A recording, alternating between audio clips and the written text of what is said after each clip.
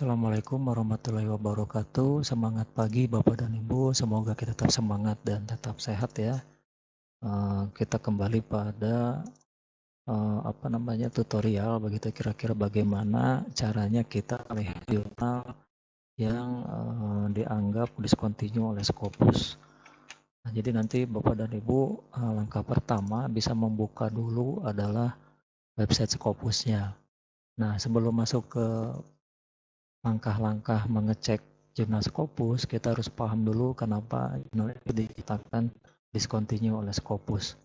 Jadi di sini kita bisa baca ya, ada konten corporate guide-nya dari Scopus. Di sini sudah dijelaskan ya bahwa Scopus juga memiliki, saya buat highlight-nya saja ya di sini. Nah, ini Scopus and overview di sini ada Scopus sebetulnya memiliki beberapa penerbit yang dianggap sudah cukup mapan begitu kira-kira. Jadi kalau penerbit-penerbit ini biasanya memiliki banyak jurnal seperti Elsevier. Nah, di bawah Elsevier itu udah pasti jurnalnya banyak. Springer ya, terus Taylor and Francis yang juga banyak, Sage gitu ya. Nah, ini juga banyak. Jadi jurnal-jurnal yang di bawah penerbit ini sampai ini biasanya mereka jurnal-jurnal yang cukup baik menurut Scopus. Jadi kalaupun satu jurnalnya discontinue, mereka akan memperbaikinya. Jadi walaupun mungkin tahun ini dia discontinue, tahun depan mungkin bisa dia aktif kembali. Nah, ini biasanya penerbit ini lebih aman lah begitu. Jadi kalau yang pertama itu ya Bapak Ibu harus perhatikan penerbitnya mana. Kalau masuk ke yang ini dari sampai YE itu biasanya cenderung lebih aman begitu kira-kira. Terus yang kedua, kenapa sebuah jurnal dinyatakan discontinue? Itu bisa dilihat dari sini, halaman 18 ya. Bukan, maaf. Nah, dari sini. Jadi kalau di Scopus itu nama jurnal itu dinamakan title ya, title evaluasi. Jadi di sini jurnal itu dievaluasi berdasarkan 3 hal, 1, 2, 3 begitu kira-kira. Nah, yang pertama itu dilihat dari kriteria psikmetrik ya, kriteria psikmetriknya. Nah, ini jadi psikmetrik ini apa saja? Nah, ini ada 1, 2, 3, 4, 5, 6 ya, ada sepsitesinya, ada site score-nya, ada number of article. Nah, ini juga masuk ke kategori yang pertama. Jadi kalau seandainya jurnal itu sepsitation-nya itu lebih dari 200%, maka Scopus akan membuat pernyataan bahwa jurnal itu discontinue. Salah satunya saja begitu. Jadi bukan berarti nakal sebetulnya, tapi tik kriteria ini tidak terpenuhi, maka otomatis akan di blacklist oleh Scopus. Atau site score-nya tidak naik-naik dari 50% terus, itu juga akan discontinue juga begitu. Nah, terus yang kedua itu dilihat dari data, nah ini dari tulisan. Jadi tulisannya ini ya, artikel output growth-nya. Ini biasanya kalau tulisannya sekarang, terbitan sekarang 10, tiba-tiba edisi depan jadi 100, jadi 1000, jadi 200. Nah, ini biasanya akan langsung di blacklist oleh Scopus.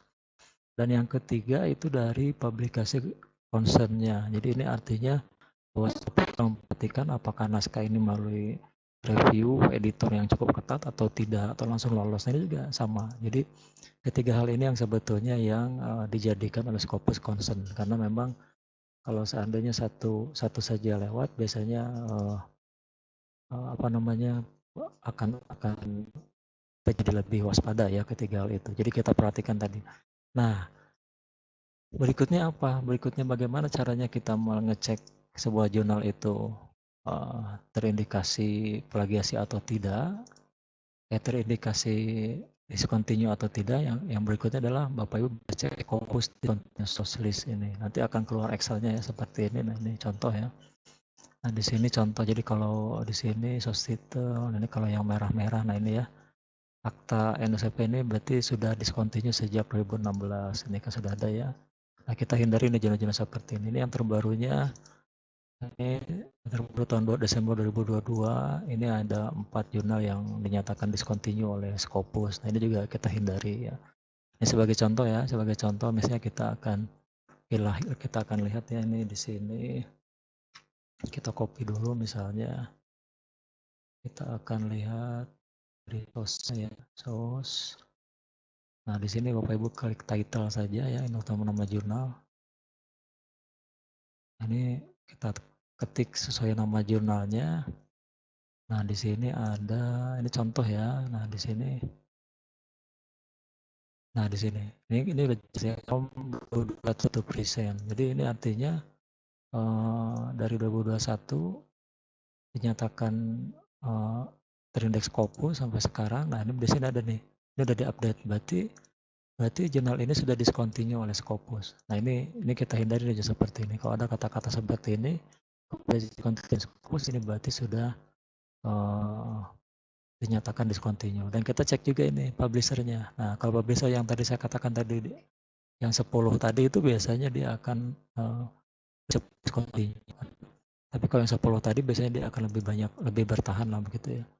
Nah, yang kedua cek juga Scopus kontennya, coba lihat. Nah, ini sebetulnya normal ya, dari 23, 39, 11, mungkin karena tidak ada proses review, tidak ada editor, atau mungkin site score-nya rendah. Nah, itu juga banyak ya kenapa jurnal ini menjadi discontinue. Nah, seperti itu kira-kira. Contoh lain misalnya kita buka ke sini yang Oktober ya. Yang Oktober misalnya, nah ini contoh lain kita cari jurnal yang memang masih aktif ya Bapak Ibu ya. Misalnya apa ya, bentar, yang terkait dengan bidang saya saja. Misalnya terkait dengan, nah ini linguistik aja ya, misalnya linguistik Hungarika. Kita akan cek misalnya, jadi nanti Bapak Ibu tinggal tuliskan saja nama jurnalnya di sini. Nah ini ya, linguistik historika Hungarika ya. Nanti saya ada satu, kita cek. Nah ini juga discontinue. Nah, 2007 sampai 2016 discontinue ya. Jadi ini memang apa masalahnya nih? Ini pada normal saja ya, terbitannya nggak nakal dia. Dia jurnal baik sebetulnya, nggak nakal. Tapi ketika sudah diupdate seperti ini nih, artinya jurnal tersebut adalah nggak patut kita teruskan ya, submitnya kita hindari saja.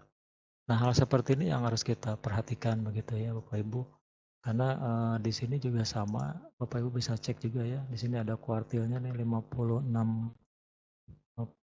percentile ya. Nah, jadi di sini dia peringkat ke 618 dari 271, peringkat ke 71 dari 618 jurnal dari language-nya ya. Tapi kalau dari yang bidang lainnya, linguistiknya, ini dia masuk ke peringkat 672, 307 dari 672 begitu, kebalikannya. Nah, ini juga berpengaruh. Nah, jadi kalau caranya begitu ya, caranya kita cek aja satu, misalnya kita akan nulis di mana nih yang bisa jadi yang di Oktober ini masih aktif, ketika cek di websitenya itu sudah diupdate oleh Scopus malah tidak aktif. Nah, ini juga berpengaruh. Jadi kita cek aja di sini satu-satu. Nah, ini cara, misalnya ini yang terakhir ya, terakhir saya berikan contoh lagi. Misalnya kita mulai ke sini ya. Nah, ke sini lagi, ke enter title lagi. Nah, ini akta ya. Nah, ini klik saja di sini. Ini discontinue atau tidak. Nah, ini berarti 2000 sampai 2022. Nah, ini 2022 ini apakah ini masih ongoing sebetulnya sekarang. Yang di 2023 kita tidak tahu ya. Jadi ini kalau lihat dari sininya ini normal ya. Bahkan jurnal cukup lama sebetulnya.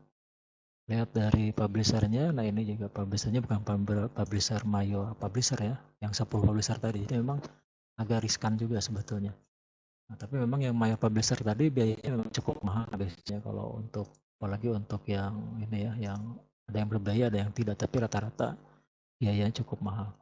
Nah, ini saja intinya. Jadi itu Bapak Ibu ya, cara mengeceknya nanti bisa playlist ini akan dibagikan oleh Scopus biasanya setahun 3 atau 2 kali biasanya. Bapak Ibu bisa cek jurnal-jurnalnya seperti tadi. Jadi kita bisa terhindar dari jurnal yang terindikasi discontinue.